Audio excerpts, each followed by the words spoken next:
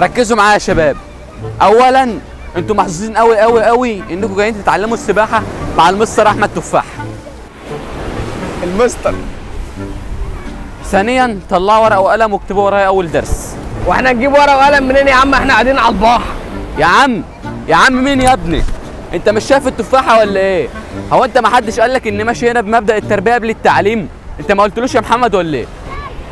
تربيه قبل التعليم؟ تقصد ايه يعني؟ يعني لو متربي هشيلك فوق دماغي، لو مش متربي هديك بالجزمه على دماغك وهربيك. انت مش شايف التفاحه ولا ايه؟ ايه؟ تربيني؟ اربيك؟ ده انا اللي مش متربي يا باشا. اتفضل اقعد اتفضل. اقول لكم مش لازم ورقه وقلم ومش لازم نظر، يلا نخش في العمل. قشطه، يعني هنبلبط. أنا سمعت سيرة بلبطة. تعرفوا تعوموا؟ أنا نفسي أتعلم العوم. نفسك تتعلم العوم؟ انت حظك حلو، مستر احمد تفاحه احسن واحد بيعوم في مصر. اسحب لك كورس وتعالى يا حاج. كنت عامل حسابي. اتفضل يا مستر. انا ملاحظ ان العدد بتاع فريقي زاد، قوموا لي كده.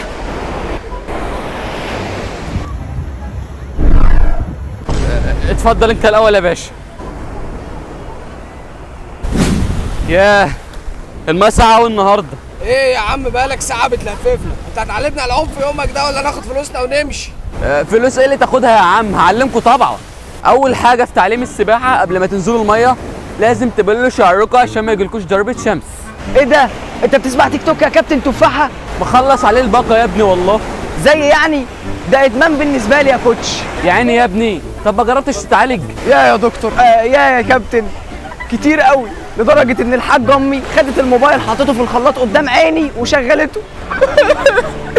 عمرك شفت افظع من كده؟ يا عيني يا ابني ما تعيطش.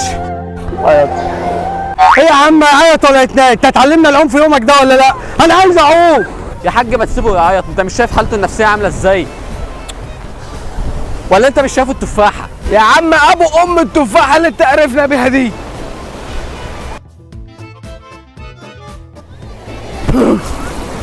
يلا علمني العوم. ما بالراحه يا عم. ثاني قاعده لازم تعملها بعد ما تبل شعرك عشان ما يجيلكش ضربه شمس، انك تنزل الميه وتعوم. واحترمني شويه يعني انا المدرب بتاعك. يا عم هو انا لو بعرف اعوم كنت جيت لك ليه اصلا؟